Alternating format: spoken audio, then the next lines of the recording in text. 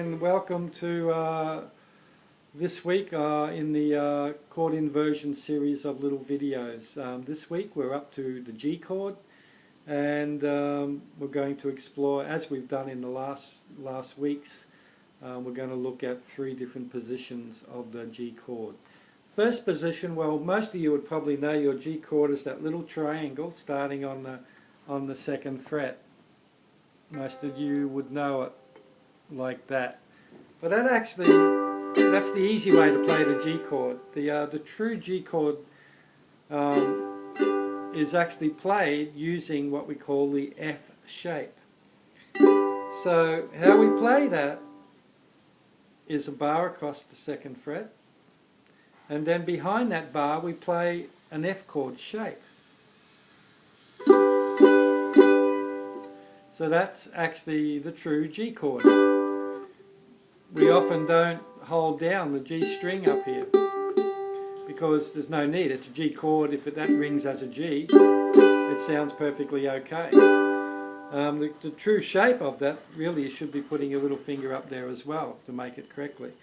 But we're going to do it this way, and we're going to do bar across the 2nd and then an F shape behind it, because we want to really focus on the shapes that we're using. So this is the F shape, the true F shape. Remember last week, if I slid that down one, that would be a G flat. Now move it down once more and we end up with the normal standard F chord.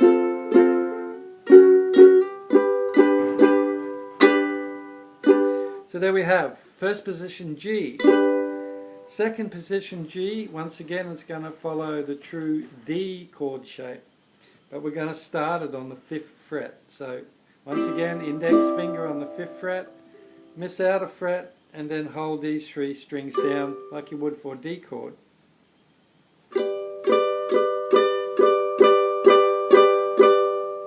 Or, as I've mentioned in previous videos, if you're clever, you can just hold those 2nd, 3rd and 4th string down with one finger, preferably the ring finger.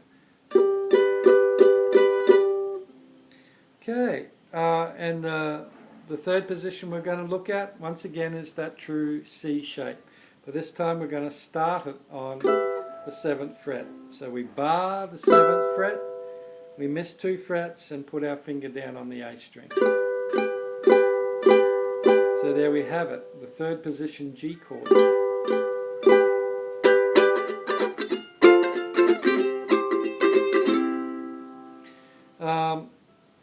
A lot of these positions, all the different positions, if you haven't noticed, like this is the 3rd position G, it's very close to the 3rd position F, which is the same shape, just down 2 frets. So it makes it really easy to play between G and F. You don't even have to change the shape of your fingers. So I can just go.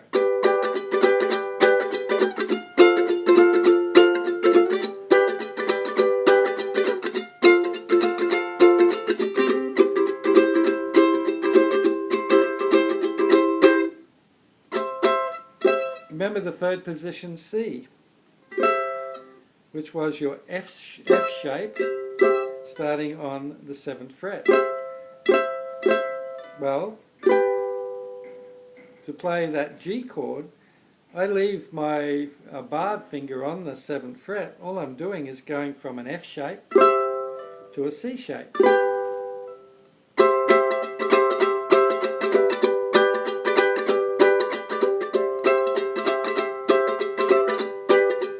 So G, C, G, slide down, F,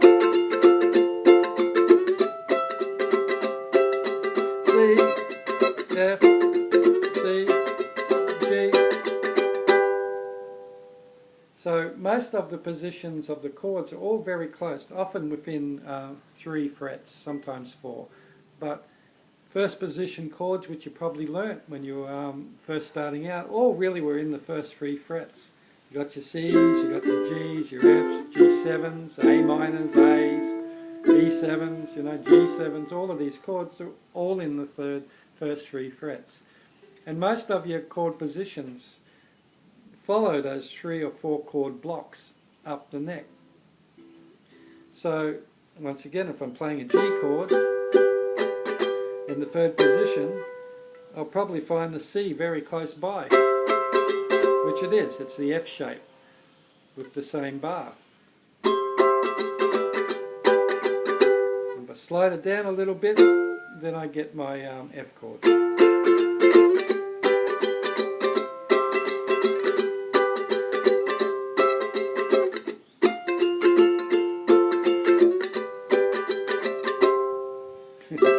So there you have it, a little bit more information than just the basic inversion, but I hope it's useful for you. And so that's the G chord, and after the G chord I'll see you next week and we'll look at the A flat chord. Thank you, bye.